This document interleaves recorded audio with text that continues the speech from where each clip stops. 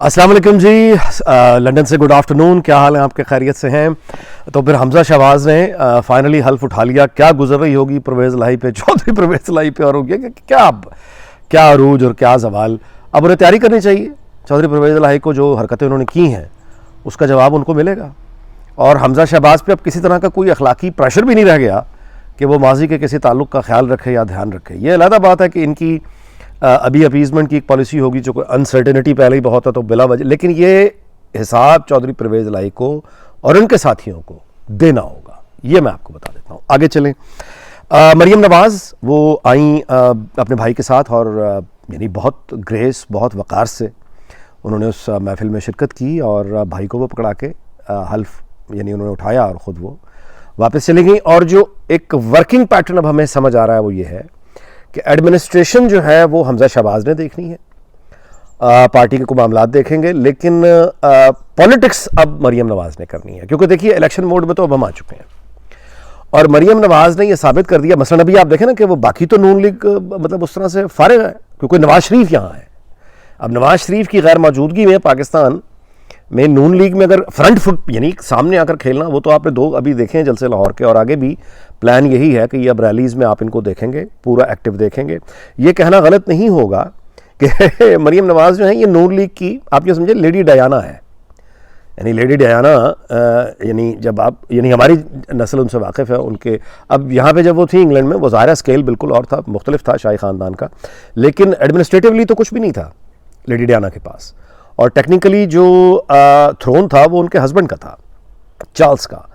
लेकिन वो जो चार्म था सारा का सारा, वो पूरी रॉयल फैमिली अगर आप देखें बरतानिया की, तो उसमें सबसे ज़्यादा मोस्ट लव्ड और वो जो मैग्नेटिक पर्सनैलिटी थी वो लेडी डायना थी।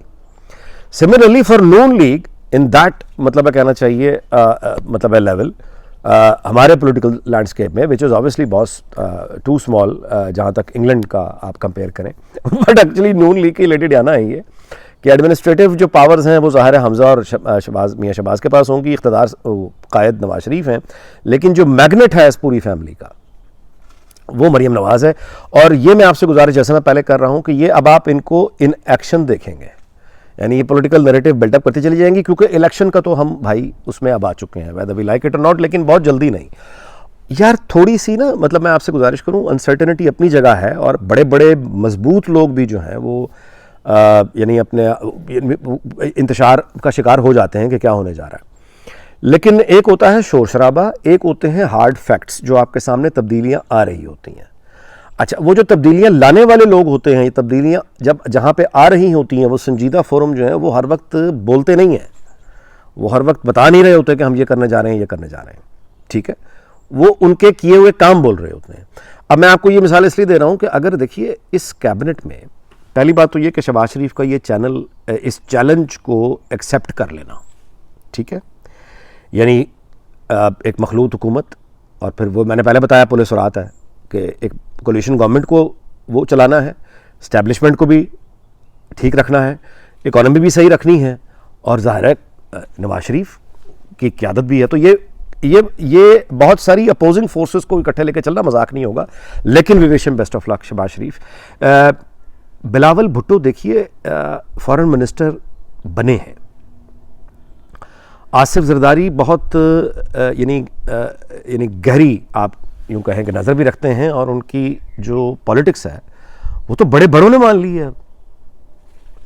अगर आसिफ जरदारी के परमिशन से बिलावल भुट्टो ने ये कैबिनेट बतौर फॉरेन मिनिस्टर ज्वाइन कर ली है, तो वो अपनी ज़िंदगी का पहला पोर्टफोलियो बिलावल भुट्टो क्या एक ऐसी हुकूमत का कभी कबूल करता जो हुकूमत 2-3-4 महीने में ख़त्म होने वाली हो। इस बात पे ज़रा समझे ना कि इतने सीनियर लेवल पे जब बिलावल भुट्टो ने फॉरेन मिनिस्ट्री का पोर्टफोलियो ले लिया है, तो इसका मतलब है कि उनके जो मालूमात के ज़राए हैं वो तो हमसे बहुत ज़्यादा है। सो ऑब्वियसली उनको कोई इस तरह की एश्योरेंस को गारंटी है कि उन्होंने ये पोर्टफोलियो उठाया है, और अपनी ज़िंदगी का पहला यानी जो पॉलिटिकल उन्होंने कैरियर स्टार्ट किया है, ये कोई छोटी बात नहीं है। क्यों वो किसी एक आर्जी या बंदोबस्त का हिस्सा बनते हैं।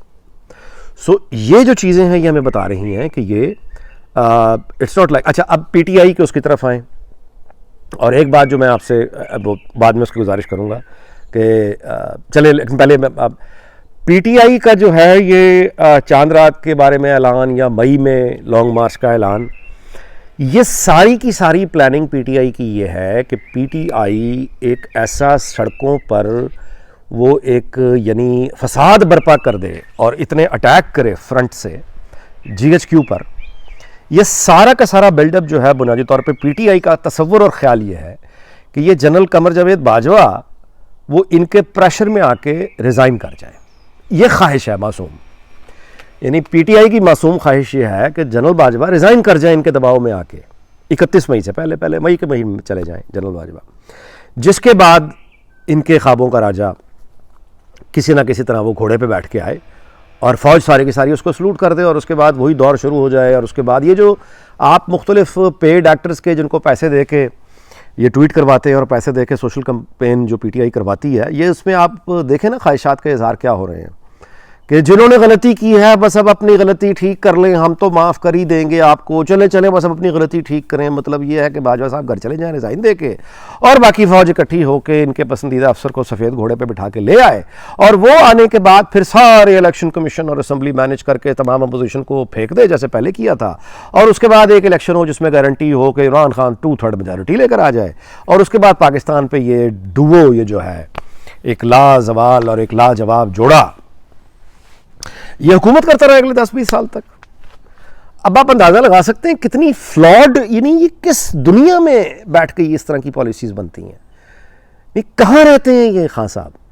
आप अंदाज़ा लगाइए कि ये इमरान खान की, और यानी आदमी को संजीदा अगर हो तो सर पकड़ ले कि आप ये चाहते हैं कि आप यानी एक ऐसा फसाद क्रिएट करिए। ये मतलब है ये जो आइन तोड़ना, ये गवर्नर का पंजाब में ये जो फ़ौज को फ़ौरन दावत थी इक़्तिदार को संभाल लो, मार्शल लॉ लगाओ, उसमें भी जो इनकी ख्वाहिश थी वो ये थी कि मार्शल लॉ, क्योंकि ये बात मेरे भी सवाल में था कि अगर ये चाहते हैं मार्शल लॉ लगाएं तो वो तो फिर जनरल कमर जावेद बाजवा आएंगे। इनका ये ख्याल था कि नहीं मार्शल लॉ तो होगा लेकिन जनरल कमर जावेद बाजवा नहीं होंगे, वो रिज़ाइन दे जाएंगे। यार ये किस तरह के मतलब तो जिन लोगों की पॉलिटिकल स्ट्रेटजी इस तरह के आइडियाज पर रखी है, यानी दीज आर देयर आइडियाज कि हम पहले ये था कि फौज आके मार्शल लॉ लगा दे लेकिन जनरल कमर जावेद बाजवा जो है वो चले जाएं, हमारा पसंदीदा अफसर आ जाए। अब वो तो हो नहीं सका, तो अब अगली स्ट्रेटजी ये है कि मई में लॉन्ग मार्च होगा और हम दबाव इतना डालेंगे जनरल बाजवा इस्तीफा देकर चले जाएंगे हमारा, यानी इस तरह की। अच्छा, अब इस तरह की जो स्ट्रैटेजी उसका अंजाम क्या होगा ये कोई इस पर ज़्यादा बातें कहने की ज़रूरत नहीं है। फ़िलहाल जो केसेस मतलब है प्रिपेयर हो रहे हैं, बन रहे हैं, वो बड़ी संगीन नौइयत के हैं इमरान खान समेत। और क्या हो मतलब क्या हो, मैं आपको आइडिया दे रहा हूँ। फराह गुज्जर जो है और ये एहसन जमील गुज्जर, ये तो हम जानते हैं, अभी हमने शाहज़ेब खानज़ादा के इंटरव्यू में भी देख लिया कि जब भी उनके गाँव का जिक्र होता है या किसी भी चीज़ का जिक्र होता है तो एकदम बड़ा फुड़कते हैं। ये एक ख़ास मेंटालिटी होती है ना कि नहीं हम तो लाहौर के हैं। हालांकि कॉम्प्लेक्स की क्या बात है भाई, बड़े बड़े लोग जो हैं, अब गढ़ी खुदा बख्श कोई मतलब कोई शहर है, गाँव ही है ना। मतलब हमारी जो मेजॉरिटी बड़े बड़े आप सियासतदानों को देख लीजिए, नवाबजादा रसूलुल्लाह खान मतलब मरहूम अल्लाह उनके पाए का क्या सियासतदान होगा, मुजफ्फरगढ़ से थे, तो वो खैर और तरह का। ये तो पॉलिटिशियन नहीं है ना, ये फराह वगैरह, ये दिहाड़ीदार लोग हैं। तो जो दिहाड़ीदार लोग होते हैं जिसको आज तक इस बात पे यानी शर्मिंदगी होती है कि उसका ताल्लुक गांव से है, वो फौरन क्लियर करता है कि मैं गांव से नहीं हूं, मैं तो लाहौर से हूं। हालांकि बुनियादी तौर पे तो है जंगली हयात। देखें ना फराह गुज्जर या ये लोग, आप इनको देखें, इनका कल्चर हमारी ये जंगली हयात ही है ना। तो ये जंगली हयात जो उठ के शहर आई उसके बाद ये पार्टियों वार्टियों में जाके इन्होंने पहनने ओढ़ने का कोई सलीका तरीका, अच्छा वो पहनने ओढ़ने का तरीका सलीका अभी भी अगर आप देख लें तो वो आपको पता चल जाता है कि वहाँ वो जो नुमाइश और ज़ेबाइश है नौ दौलतियों वाली, यानी वो 12-15 लाख 2 करोड़ इतने का बस वो पर्स तो पकड़ा हुआ है, उसकी तस्वीरें आप देखें, या किसी बहुत बड़े जहाज में तो वो बैठी हुई है लेकिन उसके चेहरे पे तो वही है ना कि मतलब गरम आंडे या मतलब वही ना बीच में जो एक्चुअल है मामला पांडे कली करा लो टाइप, तो वो जो पर्सनैलिटी है पांडे कली करा लो टाइप, वो ये दोनों मियाँ बीवी की। तो इनको तो बहुत ही आसान है भाई, इन लोगों ने दिहाड़ीदार जो किस्म के लोग होते हैं, ये तो एक एएसआई की मार है। इन लोगों ने पार्टियां करके और ये लड़कियां करके और ड्रग्स वगैरह इस तरह से करके ताल्लुकात बना के जब ये ऊपर आते हैं और जो इन्होंने गलाजत की और पैसा कमाया, ये तो सब पैसा सामने की बात है कि पैसा इन्होंने तो नहीं कमाया, आगे दे रहे थे। क्या हो कि फराह गुज्जर और उसका शौहर वादा माफ गवाह बन जाए, इस पर गौर कीजिएगा, इस पर गौर कीजिएगा। मैं दोबारा से कह रहा हूँ कि क्या हो कि फराह गुज्जर और उसका शौहर ही अगर वादा माफ गवाह बन जाए इमरान और बुशरा के खिलाफ, तो फिर खां किधर खड़ा होगा और ये खावर मनेका बुशरा वगैरह कहाँ खड़े होंगे। अब मैं आपसे गुजारिश करूं कि ये वादा माफ गवाह क्यों बन सकते हैं। एक तो इनका कैरेक्टर, आप मतलब दोबारा बात करने की जरूरत नहीं, जंगली हयात से आए और ये वो, इन लोगों ने अभी देखी है सिर्फ चाम और वो छुप छुप के मीसनी, वो जो मीसनी पैसा कमाती है पता नहीं चलने देती, इन्होंने वो काम किया हुआ है।